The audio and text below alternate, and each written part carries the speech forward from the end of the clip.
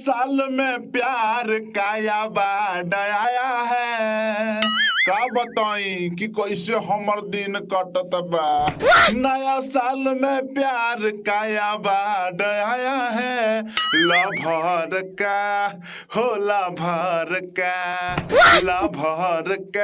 Greeting card आया है। Lover का ग्रीटिंग कार्ड आया है। का ये आलू महाराज तोहरा के तनिको शर्म नइखे आवत बा। हाय चार गो लइका जन्मा लेले बाड़ा। अल्लाह भर के ग्रीटिंग कार्ड आइल बा, गाना गावत बाड़ा। केने बात हर ग्रीटिंग कार्ड तनी हमरा के दिखाव।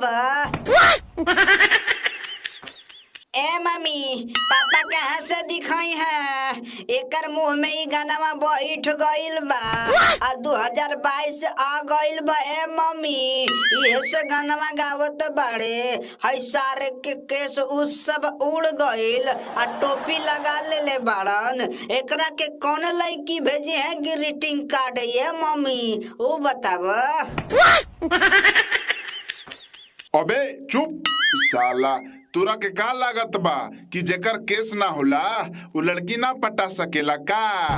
हर मम्मी खाली इजाजत दे दी तो हमनी सन के दिखा दी जा कि कितना लड़की के लाइन लगा देत बानी अभिये। अरे मुँह झाउसा ऐसन बात बोलबे। हाय फुट यहाँ से। हमरा से एक दिन बात ना करी है ना तो बहुते मारब।